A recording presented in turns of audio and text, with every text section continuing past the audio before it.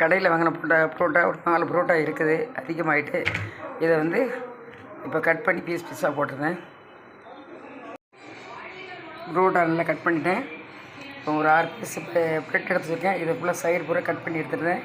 துண்டாக இதே மாதிரி பீஸாக போட்டுற போகிறேன். கடாயில் கொஞ்சம் எண்ணெய் ஊற்றிடுறேன். தேங்காய் எண்ணெய் தான் ஊற்றுறேன். தேங்காய் எண்ணெய் தான் நல்லாயிருக்கும் இதுக்கு.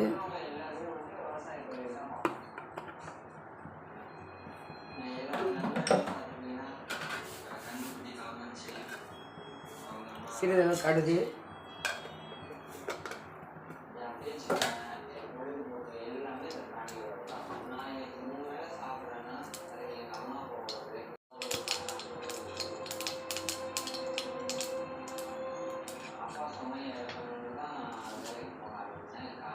கொஞ்சம் வெங்காயம், சின்ன வெங்காயம் போடுறேன்.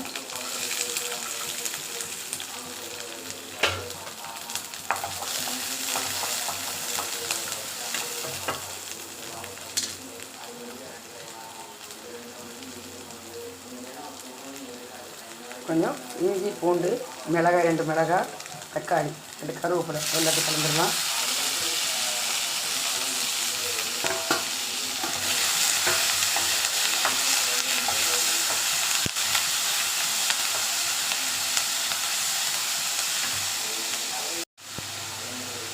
மஞ்சள் பொடி சின்ன ஸ்பூன், 1/4 ஸ்பூன் கலந்துக்கலாம். கரம் மசால் எல்லாம் வறுத்துட்டு சிறிதளவு போட்டால் போதும்.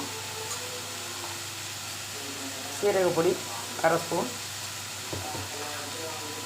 மல்லிப்பொடி காரப்பொடி உங்களுக்கு எவ்வளோ தேவையோ அந்த அளவு போட்டுக்கலாம். மிளகாய் வேறு போட்டுக்கோம், அதனால் கம்மி பண்ணி போட்டுக்கணும். நல்லா வதக்கிக்கலாம்.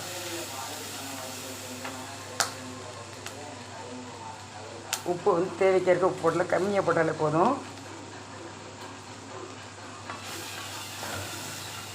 கொஞ்சமாக தண்ணி விட்டுக்கலாம்.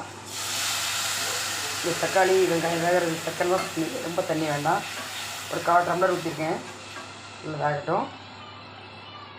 கொஞ்சமாக சோயா சாஸ் கொஞ்சம் ஊற்றிக்கலாம்.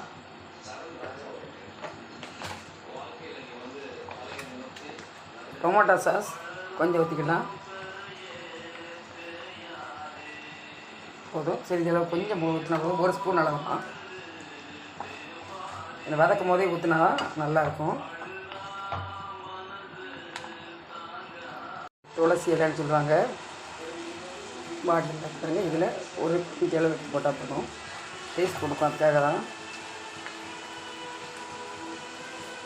இப்போ கட் பண்ணி வச்சுருக்கிற புரோட்டாவை அதில் கலந்துக்கலாம்.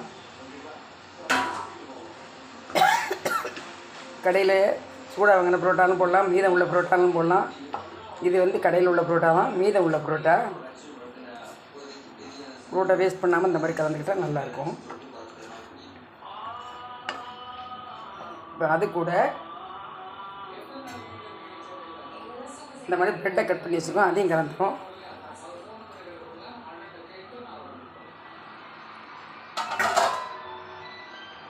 மசாலாக்கெல்லாம் கலந்து வைக்கும்போது ரொம்ப டேஸ்ட்டாக இருக்கும்.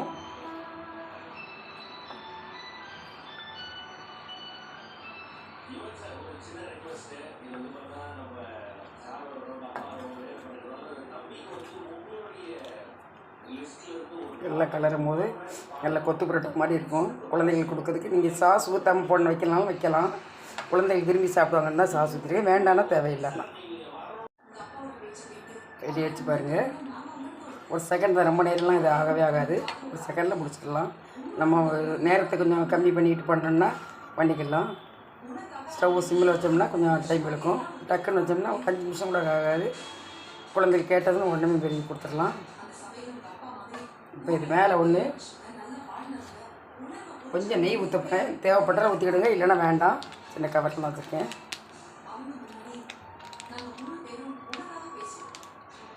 கொஞ்சம் வாசனைக்காக ஊற்றிருக்கேன்.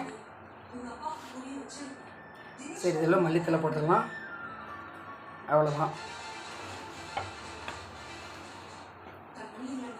ஈஸியான மெத்தடில் ப்ரெட்டு, புரோட்டா, மசாலா, வீட்டு மசாலாக்கள் ஈஸியான முறையில் செஞ்சாச்சு. Bread parotta, chilli parotta.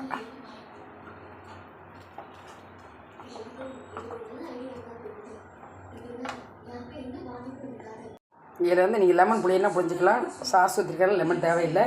தேவைப்பட்டாலும் நீங்கள் புரிஞ்சிக்கலாம். இதே மாதிரி செஞ்சு பாருங்கள். லைக் பண்ணுங்கள், ஷேர் பண்ணுங்கள், சப்ஸ்கிரைப் பண்ணுங்கள், பெல் பட்டனை கிளிக் பண்ணுங்கள். ஃபுல் வீடியோ பாருங்கள். நிறைய வீடியோக்கள் போட்டிருக்கேன் பாருங்கள். இது மாதிரி ப்ரெட்லேயே நிறைய மெத்தட்லாம் போட்டிருக்கேன்.